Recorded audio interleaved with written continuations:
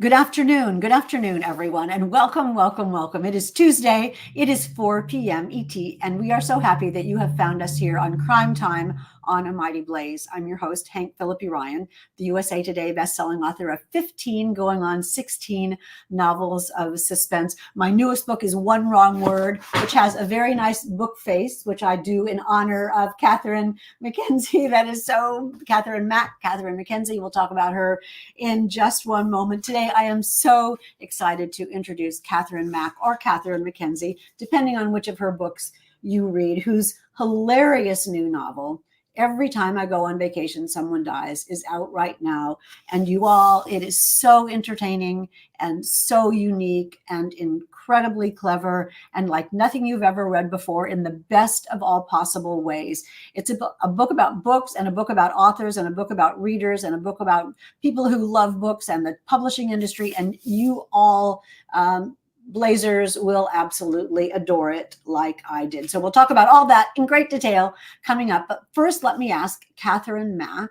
All of the people, your fans here on Crime Time, might be saying, I recognize her, but that's not the name she usually uses. Can you talk a little bit about why you sort of altered your name for this book? Yeah, I published a lot of books. I think we're like one for one, Hank, on books, but I published a lot of books under my real name, Catherine Mackenzie. And when I pitched and sold the idea for this, it is a mystery and a funny mystery and a cozy mystery. And so because of the genre switch, and just to give a fresh start to the series, we wanted to pick a different name. So we did. It's not that different though. What's that different? Was that your first choice? And you think, wow, this is perfect. It looks like me. Yeah. Well, when the conversation came up, I have published a couple of rom-coms under a pseudonym under the name Katie Wicks. And I don't go by Katie. And I found myself showing up to places and being very confused about like, what am I supposed to do? And what am I supposed to sign? And signing Catherine in books that were for Katie. And so when it came up that we were going to do a pseudonym, I was like, okay, we can do whatever we want, but it has to be Catherine, has to be the first name. And then just in conversation, we were tossing names around and I suggested Mac and that kind of stuck. So it makes sense. I mean, book publishing and writing and touring is difficult and stressful enough without having to remember that you have another name. Yes, absolutely. And it was interesting too, because I had actually announced the book and then we decided we were going to make it a secret. So I had to go back and like erase all these posts off my social media. And then it was oddly freeing because I couldn't post for 6 months. So I had some time off from social media. That's so funny. You decided you were going to make what a secret? That it was me. So that when the book came out, again, just for practical reasons, in terms of selling into bookstores and stuff like that. No, it's just all fun. Yeah. It's all fun. But at some point when you go on glorious book tour, you show up and it's no longer a secret. So that's fun. Also, I don't feel like I'm somebody who walks around that people recognize. It's more often I show up for my book events and they're like, oh, you don't look like your author photo. So. Never a dull moment. Never a dull moment. Well, this book has really taken off. It's buzzy and funny and fabulous and marvelous and absolutely compelling. I could not put it down. And El Cosimano says on the front, quick, captivating, and oh so much fun. This delicious mystery is as spellbinding as Knives Out. Are you a Knives Out fan? And did this just evolve from the people thinking, ooh, people love Knives? No, I am a Knives Out fan. I definitely, when I was conceiving of the project, I was definitely trying to move into like the funny mystery space, which I think is emerging, and it's more emerging now. But when I started writing this 2 years ago, I really Elle was the only one that I knew in that category. But I did feel like it was something that was happening in movies, and in TV shows. So Only Murders in the Building was another reference point because I love that show. And Knives Out for sure. So yeah, that was part of the pitch was it's like Knives Out meets White Lotus times Only Murders in the Building. How irresistible is that, you all? Those are all of our favorite shows. Every Time I Go on Vacation, Someone Dies by Catherine Mack, and we will talk to Catherine more in about 30 seconds. First, let me remind you that A Mighty Blaze, you are here at A Mighty Blaze, the Crime Time show on A Mighty Blaze, which happens every Tuesday at 4 p.m. ET. A Mighty Blaze was started about 4 years ago, sort of oddly enough, at the beginning of the pandemic by the amazing powerhouse duo of Jenna Blum and Caroline Levitt to keep us all reading and keep us all discovering new books and new authors, and to sort of keep the crime fiction community together. And we have persevered through all these years and out the other end, and we are still bringing you marvelous interviews with marvelous authors for their brand new books. And we do this every day of the week here on Amazing. Blaze. It is amazing. It is amazing. Speaking of amazing, let me tell you a little bit about our author, Catherine Mack. Catherine Mack is the pseudonym for the USA Today and Globe and Mail bestselling author of more than a dozen novels. Her books are approaching 2 million copies sold worldwide and have been translated into multiple languages, including French, German, Portuguese, and Polish.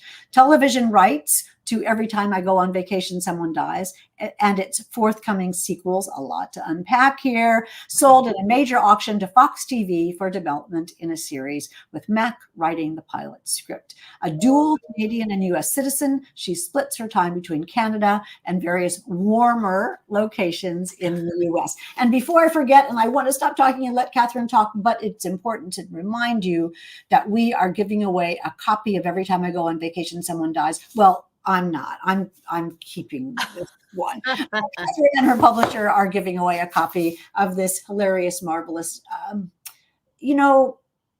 clever, quirky, unique, original is the word I'm looking for. So unsuccessfully original new novel. It's a mystery and you will absolutely love it. So make sure you put a question or a comment in the chat, and you will be entered to win a copy of this novel. Just like Sarah Blair Brown, who says, looking forward to reading it, says. Catherine Holm, Kathy Graham says, I've got it on order from the library. Can't wait. Lori Brown is here, and Sharon Bishop is here, and Shannon Hansen, and Susie Baldwin, and Kim Rudder is here. Maria Alicia Cruz Figueroa says, this book sounds so good. I can't wait to read it. And Sherry Steuben says, yay for sequels. That said, Kim says, this is a good first question. Love this book. I felt like I was listening to a friend telling me her hysterical story of how everything that could go wrong did. Tell us about this book. How would you, I'm going to let you describe it. Sure. So it's about Eleanor Dash, who is a successful writer of a long-term series that of detective fiction, where the protagonist is a guy named Connor Smith. But he is based on a real person that she met 10 years ago, and he's kind of driving her insane. And they're on the 10th anniversary book tour for her first book, which was called When in Rome. So they're in Italy. And she decides that she's going to kill him, in the book, of course. And he comes up to her and says, someone's trying to kill me. In real life. In real life. And thus begins their adventure. That is such a clever and irresistible premise. I mean, and it's so funny because all of us in book world who are writers and readers talk about killing someone, and then we have to say in the book. In the book, yeah. I was on book tour. I was on book tour a couple of months ago, and I realized that I had to call my editor to talk about the plot of my new book. And I was in an Uber, and I said to the Uber driver, I'm an author and I'm about to call my editor, and what you're going to hear me say is fiction. I write crime fiction, and we're not really planning a murder except on the page. And so this book really spoke to me about that. Did some of this book come from that duopoly of your brain?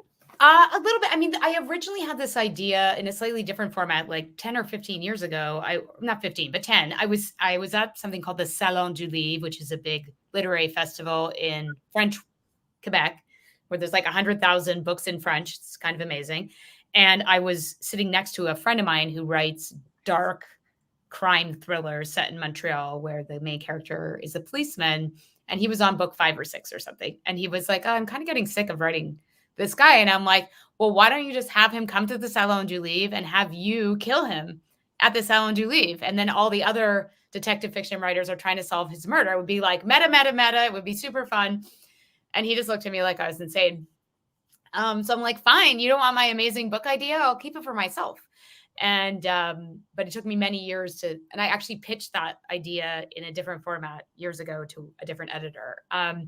So in this case, I was on a vacation in Italy with my husband, and I came up with the title because I was talking about Miss Marple. Don't ask me why.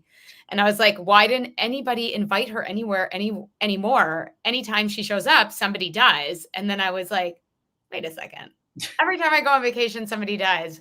That's a really good title. And then I would sort of cast around for like, what plot would I tell? And I remembered that I had this in my idea file. So isn't that kind of amazing that you have this brilliant idea in Quebec, which is sort of, if there can be such a thing, sort of before its time. Mm-hmm. Yep. And then when the time was right, another puzzle piece came into your brain, and then you linked that one together, and now it is time. What do you think about that as a writer? Yeah, that's happened to me more than once for various reasons. And I think sometimes the idea isn't fully there. And then sometimes it isn't the right time for a book. And then sometimes it is the right time, but then somebody sells the exact same idea, which happened to me for a book I wanted to write about the Agatha Christie disappearance. And then it turned out two people had the exact same idea as me and sold it. And my take would have been different, but I wasn't going to sell that idea. So yeah, I think it's just a bit the way my brain works. Sometimes things arrive fully formed and sometimes they don't. And that's why I write the ideas down, and I have several folders called book ideas. And when I'm trying to figure out what I'm going to write next, I sometimes go back to that folder.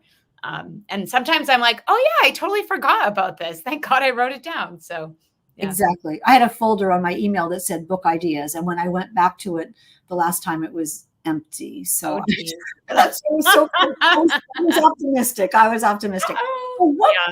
Can you talk a little bit about putting the puzzle pieces together of this novel? How did it progress? Did you? Yeah, it definitely progressed in layers because, again, I think that I don't know about you, but for me, I always know the who, what, where, why, when before I start writing. I'm not a plotter in the sense that I don't write detailed outlines, but even when I wrote thrillers, I had to know who was going to die or why, what's the mystery, who did it, why they did it. And so I had that figured out. And then a lot of this book was finding the voice. And I really have to credit my agent, Stephanie Roston, who read many early drafts of the first part of the book and was really pushing me to lean into the voice. And there are footnotes in the book. We haven't talked about the footnotes, but the footnotes actually were in the last draft before we sent it out to sell it. And it's been something that I've wanted to do for years and years. And because I break the fourth wall a lot in the book. And I was like, what's an even better way to break the fourth wall? And I just had this like idea and I pitched it to her. It was literally, we were going out on like the Tuesday. And it was Friday and my husband had COVID and I was in this basement. It's my office. We also have an apartment down here and I was stuck here all weekend. And I was like, what about footnotes? She's like, I love that idea. Do it. And so I spent the weekend like doing another pass and adding in the footnotes. And I feel like it was just that advice really from her, which was just to like do more, lean into the voice more. And I really was trying to change the trajectory of my book career. So I was like, I'm just going to swing for the fences and see what happens. And all good things happened from me swinging for the fences. So, I mean, let's talk about the voice and the footnotes, but let me just show you all what it looks like. So many pages, 245 or something. Yeah, something like that. And what they turn out to be is important. Although you could skip them, but why would you? But why would you? Right. Yeah. They're important. And it's almost the main character in conversation with herself and with maybe you about what she really means or stuff that she didn't have a chance to tell you. What a less brave author might have put in parentheses, you made, annoying parentheses, you made into hilarious footnotes. Talk a little bit about Eleanor's voice. How would you describe her and how she speaks and handles this book? Yeah, I mean, I think she's she's really giving you access to her inner thoughts. Mm. And so, I mean, I think I've always had an author voice, but here I really did, as somebody described it really well. I wanted it to seem like it was just a friend telling you a story. And before I was ever a book writer, I was a storyteller, and I sort of had these set piece 10 or 15-minute long stories that I would tell at parties or whatever. A little bit, a little bit like Mrs. Maisel when she gets her start in the first season. And so, yeah, I think it's chatty, it's familiar, it's irreverent, and but Eleanor is someone who also has like a deep sense of imposter syndrome, and it calls her own crap out too. Like I think she knows her failings, and she's going to say what they are before anybody else is going to get there. Like if you're reading like, oh, she seems a bit self-involved, like literally before you think it, the next thing she's going to say is, yeah, I know I sound self-involved. Okay. Everyone's self-involved. She's very relatable and hilarious, and seems like a real person because of your writing and because of the tone and because of the rhythm and pace of the book, which is phenomenally fast, and also because the footnotes allow us this little bit of insight along the way. It sort of balances the novel so gorgeously. Can you tell us a little bit about the milieu of where this all happens, why she's there, and who else is there with her? Yeah, so she is, it starts in Rome. She's on this 10-day, 10th anniversary book tour with her sister, who's also her personal assistant, with Connor Smith, who's her protagonist and ex-boyfriend, with another ex-boyfriend, and then with 3 or 4 other writers who have all been put on this tour for one reason or another, because they're all connected, and they end up visiting Pompeii and Sorrento and Ravello and Capri on the course of this trip. And that was literally just the trip that I took. So I was just like, I'm just going to use the locations that I was already went to. So yeah, so that's. I mean, it's very authentic about food and about attitude and about scenery and history and how guides get things wrong and just make stuff up. And just make stuff up. Yes. It's really pretty funny. But the thing of it is, it's funny and fast paced and unique, but it's also at the core, it's also a really good, solid mystery. Oh, thank you. You couldn't have just made it be cute and funny and not have a real story underneath. Yeah, no, for sure. For sure. That to you. Yeah, no, and that was important to me. I mean, I wanted to do, when I first started conceiving of something like this, and I actually worked on something that was like halfway to here and just didn't totally work out. But I had this idea of like rom thrillers. Mm-hmm. Because I'd had so much fun going back to writing rom-coms and telling jokes in my books and being less serious about, as you know, Hank, like writing thrillers, that's a dark place that you live in, right? Like it's not many chuckles at the writing desk while you're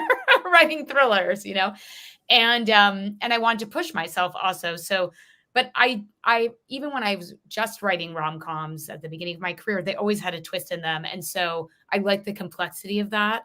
And I think all books are mysteries and all books have secrets, but the traditional mystery, I had never really tackled one before.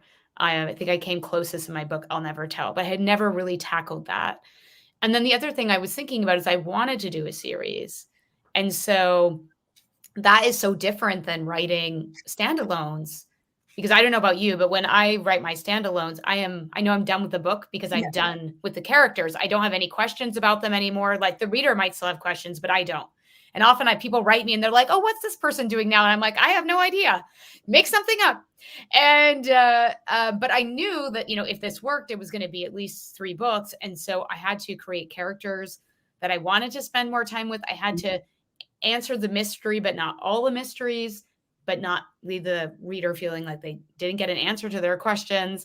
And then I wasn't even just Eleanor, but I'm not going to say who follows her into book 2, but some of the characters in this book follow her into book 2. And so I had to develop those characters as well as people that I was interested in and want to spend more time with. And down the road that there would be people that would be spotlighted in different ways, as the book continues. I So mean, we were talking about Only Murders in the Building and yeah, Knives and White Lotus. It also kind of reminds me of the Thin Man series, the Dashiell Hammett Thin Man series, because they're sophisticated and they're knowing and they're wry and they're funny. They have main characters who yeah, you know and continuing characters, and people come and go. But the convention, the tenets of a mystery are still contained in every one of those stories. So and in a series, you have to end the mystery, but you have to continue the personal life. yeah. That's so interesting. My dad loved the Thin Man movies, and so I watched all of those. Nick and Nora, Mhm. they were so Oh, great growing up, and I've never read the books actually, but for sure. And I mean, I think up in here is everything that I read in my life mhm. and did in my life, and different times those things come out on the page. Sometimes you're conscious of it, and sometimes you're not. I see a lot of people talking about the second book, and I have finished writing that book. It's actually in copy edit right now. And I have an editorial talk about it tomorrow. So yeah, it's fun. I did, and I've started writing the third book in the series as well. So Yeah. Well, we'll talk about that in a minute. I yeah, do want to talk about how this is going to be the continuing series and what might come next, but focusing on this one, which is just new and just out and doing so marvelously well. One of the things that's so much fun and will be completely fun for all of you who are here today. When I look over here, I'm looking at the comments. Kathy Flanagan and Shannon Hansen and Kim Rutter are here, and Lori Brown is here, who love the Thin Man series as well. It is so insidery fabulous about book tour and fans and writing and publishing, the pros and cons of all of the above, including book face, which I noticed that you mentioned, which is hilarious to me. I burst out laughing. And another thing that's really going on in book world that we'll just skim over. But talk about a little bit what it was like to sort of have this inside collective. look at those kinds of things, Yeah. in the I mean, readers. I think I as a reader, I find it fun to get a glimpse into other worlds. And, it's interesting, Yellowface, which does it in a different way, came out after, I mean, it came out before my book, but after I had sold my book. Um, but I wanted to give some insight into what that is, because I know, and I'm sure from being on tour and meeting readers, that people really don't know what it's like, and they don't really get the process. And when you see it in a movie or a TV, it's like somebody dashed off a book in 2 weeks and it's a bestseller, and that doesn't work. The trick here was that Eleanor has had a very different publishing experience than my publishing experience. And so I had to be careful. Sometimes the first draft of the footnote would come out as Catherine and not as Eleanor, because Eleanor sort of fell backwards into writing her first book, and then it was a wild success. And I've had lots of success. I'm not complaining, but she definitely had a different level of success than I've had. And she doesn't know how to feel about that. So I think it was fun, revealing what I could reveal about the process, but still making it interesting and not getting too in the weeds about what publishing is actually like. And also what having fans is actually like, and what Yeah, having readers is actually like, and yeah, how the sort of parasocial relationships can intrude on your life. You want them, but you have to protect yourself, and that's yeah. And you need them, actually. You need them. And we, as authors, in terms of that, we're on the low end of the spectrum, in the sense, actors and who have way more of that, but it still exists. Eleanor has a stalker. I had a stalker earlier in my career, and that is just very weird to deal with. Out there, 99.9% of my fan interactions are amazing, but certainly over the course of my career, we're expected to be online, very online, even more online than we used to be. I saw somebody referencing my book was reviewed in the New York Times. I did a TikTok, or I cried on the internet. And I joked with a friend of mine beforehand. I was like, oh, am I going to have to go cry on the internet now? And I'm like, okay, I'm going to make a TikTok, but I'm not actually going to cry. And then I started crying. And I was like, am I really going to post this? I'm like, oh, fine, I'll post it. And that's my most successful real TikTok ever. And I think people, people react to real emotions and real sharing of things, but like at the same time, I'm a private person. My husband's a very private person. And like, what lesson do you learn from that? It's like, do I need to be like crying all the time online? Oh, look, we got the thumbs up. Oh, well. So yeah, there are interesting questions, which she definitely continues to grapple with as the series. And I love that you handle them in a lighthearted but emotional kind of way. You don't toss them off. It's really sort of thought provoking when you read the novel, which is another one of the wonderful things about it. It isn't just ha ha all the way through. It's amusing and funny, but underneath there are some really thought provoking elements of it, including Eleanor's sister. Yeah. Yeah, I mean, that was interesting. That also came out of a conversation with my agent, um, who really pushed me to explore that relationship more as well. And just the way, and it's a theme I've explored in some of my other books too, but just the way that family dynamics play out is, you can all grow up in the same house and you can have a completely different memory of what happened in the family. And just even birth order, or can really impact your experience growing up. And so her sister Harper is wanted to be the writer. She was the person who grew up wanting to be the writer in the family, and she feels like her sister stole her dream, and then she ended up working for her and being her assistant. And so this just causes all kinds of tension, obviously, For both because of them. they're very close, but they have not quite a parasocial relationship, but their parents died when they were young, and they really only have each other in the world. And they're very enmeshed, and rely on one another. But at the same time, there's resentments on both sides. And so much of book world has this little edge, a little tinge of envy. For And sure. Eleanor is everything that Harper always wanted to be, and everything that Eleanor thought Harper would always be. And, Yeah. and I think that's a really touching and poignant part of the novel. Although rewinding, I'm remembering that fabulous review in the New York Times. Didn't it call your book hilarious? Didn't it say? It did say hilarious, but it also, and I'm not complaining, but she did seem to say she liked it against her will.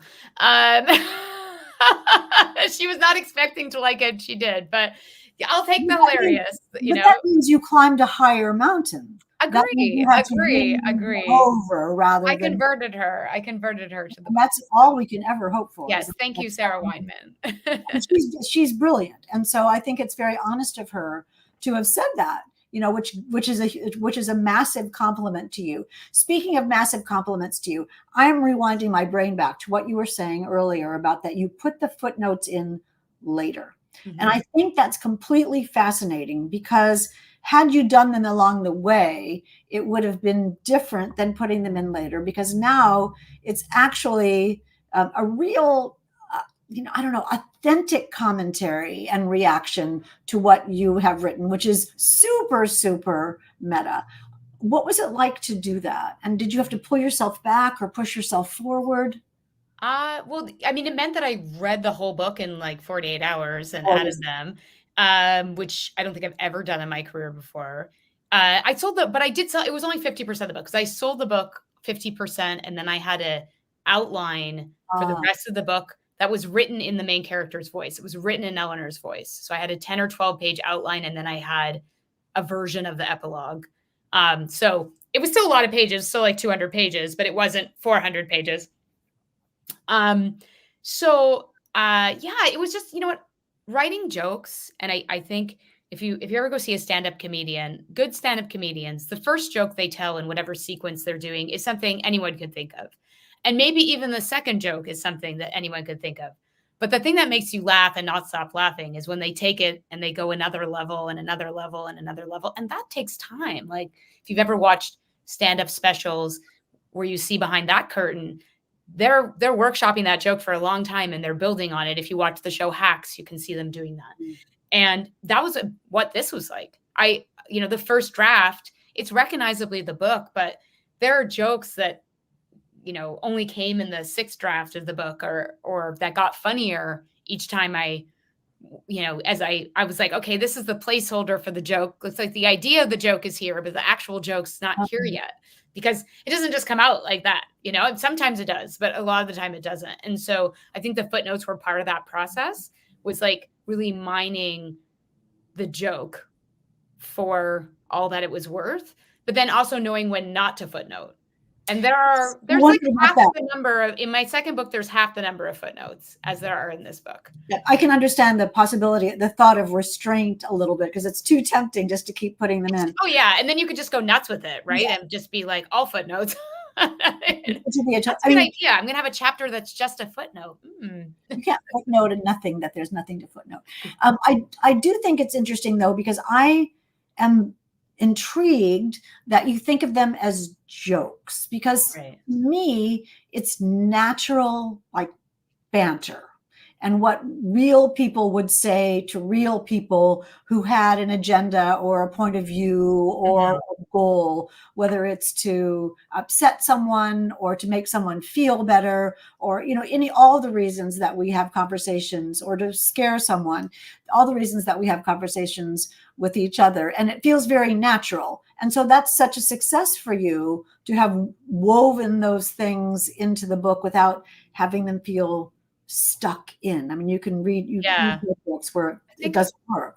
I hear what you're saying. I think at that point I was so steeped in the voice that I was able to do it naturally. And, as I wrote book 2, I did them as I went along, but the first draft of any chapter doesn't have footnotes. And then I'm adding them as I revise. So it's a genius idea. And you have cornered the market on footnotes now. This will always be only Catherine Mack. And that, I'm sure there are other books. I'm sure there are other books that had them, for sure.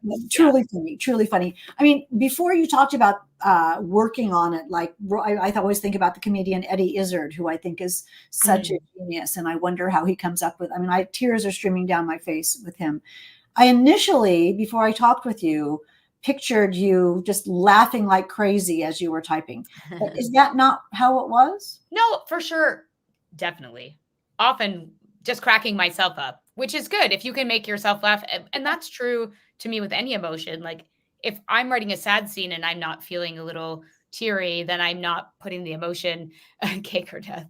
That's Eddie. It's an Eddie. Yeah. No, I got it. But you're not putting your emotions on the page. Or if I wouldn't say I ever scared myself writing a book, but if I didn't make myself feel nervous or, and that was what was been so great about these, is that they really are a joy to write. And I think that joy comes through on the page. At least I hope it does. And I think that is in part what people are responding to. The joy totally comes through on the page. I'm wondering if you're thinking about having the joy come through on the screen as you're writing. Talk a little bit about that. Yeah, it's a different process. I've written other screenplays and original films, but I have never adapted my own work before. And naturally, through the process of becoming a TV show, things change. And some of the characters change. And in fact, I was writing the script while I was writing the second book, and Eleanor has some fundamentals about Eleanor have changed in the script. And so I had to remember, okay, like that's script Eleanor and this is book Eleanor, but her voice is the same. So yeah, it's, books are not a visual medium the way television is, right? And the cool thing about books is that you get to use one sense, like you're reading, or if you're listening, and then you have to turn that into all 5 senses for your readers, right? And so that's the beauty of writing, and the trick of writing is evoking something that they can't actually see, and hearing things they can't actually hear, and smelling and tasting things they can't actually smell or taste. In TV, it's a visual medium. So you get access to music and you get access to visuals. And it's a shorthand. And scripts, for anyone who's never seen a script, you can Google what a script looks like, but it's mostly dialogue.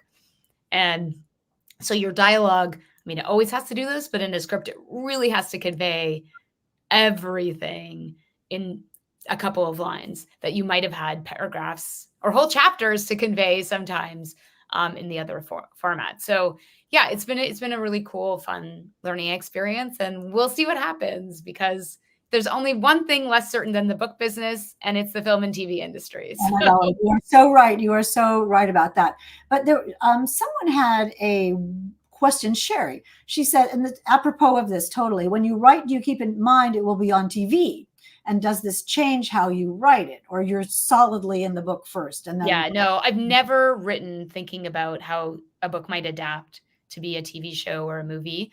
I think that does a disservice to the book because it's a different, but it's also a richer experience in a lot of ways. To write a book, you can explore things that you can't explore, and have access to the inner life of your characters in a way that you can't usually do in a TV show or a movie. So I really try to put that out of my head. And I think my experience has been that if you write compelling, hooky stories, then Hollywood is interested, whether you had that in mind or not. absolutely, those people can make any book into a gorgeous. We've all seen things on TV that we've read the book and think, how would they possibly do that? But they can definitely do that. Yeah, and it's interesting going into pitch meetings, like when they, I've been lucky enough a couple of times to have more than one person interested in optioning my material, and then their take on it is so interesting to hear. And so I would never want to have a preconceived idea, because then you're closing yourself off to what it could become. Sure, absolutely. That's glorious. That is so exciting. And I cannot wait to see what happens as a result. Let me ask you one final question, and then we'll take some questions from your wonderful, appreciative audience. In this book, which is book one, Every Time I Go on Vacation, Someone Dies, the Eleanor Dash series, it really feels like, you gave it all you had. You did not hold back. There was everything that, every cool, wonderful thing is in this. Didn't hold back anything. And then I think, well, what is she going to put in book two? How can book two be bigger, better, more original, more fabulous?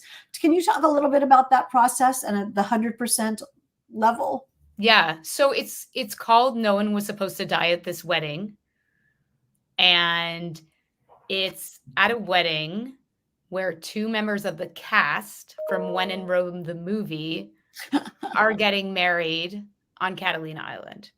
So it's even more meta, because maybe there's two Connor Smiths walking around, and maybe there's two Eleanor Dashes walking around.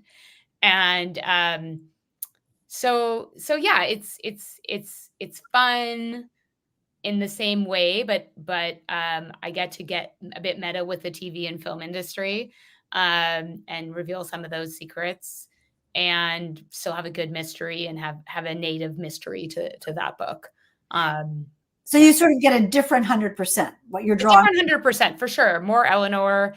I can't say who else follows her into that book because I don't want to give any spoilers. But yeah, it's still giving 100%. But I left things unanswered in Vacation, number one, that will maybe get answered in book two or maybe get answered in book three. So I did that on purpose for myself, to have threads to pick up and pull on. Yeah. But from the standpoint of a mystery, a solid mystery, the mystery is solved. Yeah, that mystery is solved. And then there is a mystery that is solved in book two, and there will be a mystery that is solved in book three. But the sort of meta mysteries that are going on and some of the personal stories, those continue into the other books. Fantastic. I mean, absolutely wonderful and quite irresistible. Let's take some questions from the audience. I know we have a lot of questions here.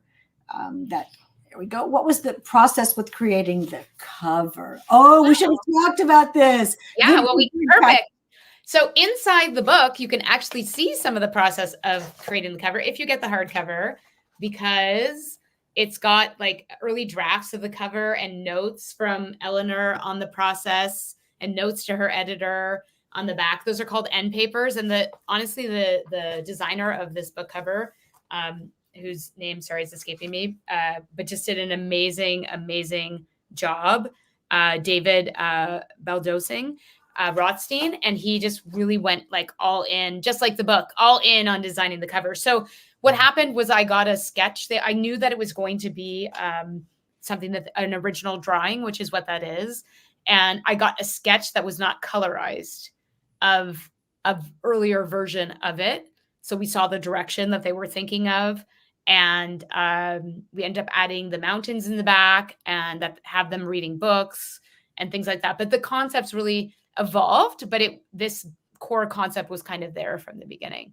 Yeah. So It's fun. You get consulted. I am not a cover designer, but I do get consulted.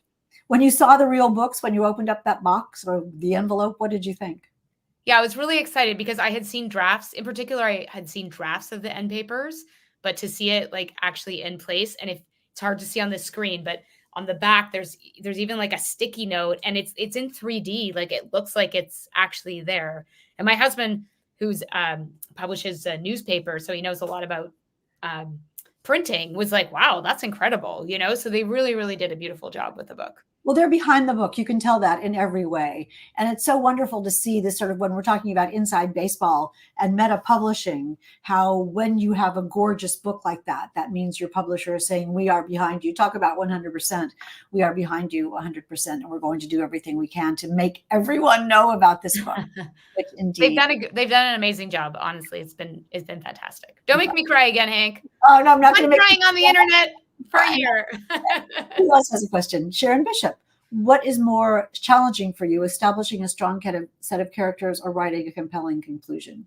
Challenging for you? Yeah, I think it's always the mystery that's more challenging, to be honest. There's so many great mysteries and thrillers out these days, and the reader is, I think, way more sophisticated about that than they might have been 15 or 20 years ago. And so to still hopefully surprise the reader, but be fair to them, that you're not pulling some like completely ridiculous solution out of your back pocket that nobody could have guessed because there's no clues to it. I think that's harder. I always felt like characterization was something that I did well. And so that's the fun, you know, discovering who else is going to be in this book as I write it is always part of my fun process. But yeah, I'd say like writing a compelling mystery. And definitely in book 2, I ended up late in the game changing, not who the killer was, but changing something about the mystery at the end because it wasn't quite working. Isn't that so wonderful that you recognized it and were able to make it work? Don't you love that? I do. And what was so interesting is, I don't know about you, but I always find like the solution is in the manuscript all along. You just didn't realize it. And so when I came up with the like bingo moment where I was like, oh, if I do this, and then I went back to the beginning of the book to fix it. And literally on the first page of the manuscript, I was like, this has been here all along. And I didn't even realize it. So I have had that happen so many times. And I am incredibly grateful and sort of intrigued and touched every time, because how does that happen, do you think? I think our subconscious mind is always working on this story in ways that we don't always consciously know. And then I think the conscious part and part of the skill that we bring is recognizing that subconscious stuff and externalizing it. So I think that is part of the craft, because other people wouldn't notice it. Yeah. You know, there is a question here that I want to answer, which is, can you read this in Kindle with footnotes? And I want to answer it because, and thank you, Sherry, for asking the question. So when they did the e-arc, it wasn't fully formatted. And so some people did struggle depending on how old their Kindle was, or e-reader with the footnotes, but it's fully formatted in the Kindle version, and the notes, you just click on it and it appears on the screen and then it disappears. So it's really well formatted. Actually bought my own copy of my own book just to like make sure it was working perfectly. And so, yeah, you can really read this in any version, but also the the audio version is super fun because I worked with the audiobook narrator specifically about the footnotes and how to address them, because it's not good in an audiobook to be like footnote 1 and then, right? So she has them as asides in the text in a way that really, really works. And Elizabeth Evans narrated the audiobook. And I wasn't familiar with her work before because I actually don't tend to listen to audiobooks. It's just not my preferred way of reading. But she has so many fans who are just fans of hers. And she did such an incredible job. And one of the funnest experiences of the book was listening to her audition, because not only did she nail Eleanor's voice, but she has voices for everyone. She does all the characters, and it's fantastic. So if you like audiobooks, I highly recommend the audiobook version. And I think each version brings something to the table. So the hardcover is beautiful and the Kindle is practical, and the audiobook is just like a really fun extra level of experience. You can't go wrong with that. Can't go wrong. You can buy all three. I mean, why not? On every platform. It's hilarious. Exactly. It's marvelous. We have one last question. Eleanor Dash. Okay, so of course, what do you think about the Sense Good job. Good job. Yes. So it is Eleanor Dash. Her mom's favorite book was Sense and Sensibility, and their last name is Dash. So, it's a thing that I'm doing in each book. So in book 2, there is an Emma Wood, after Emma Woodhouse, and in book 3, there's an Elizabeth Benn. So if I'm lucky enough to write 6 of them, we will visit all of our main characters from Jane Austen. I'm a huge fan, and I like having that little nod. And I do try to think of that they are not retellings of those books at all, but I do like to think of like, what if Eleanor Dash would live now? What would she be like? And she was very into books and reading. So that's why I picked her for this book. And this is why, and forgive me for interrupting it, but not at all.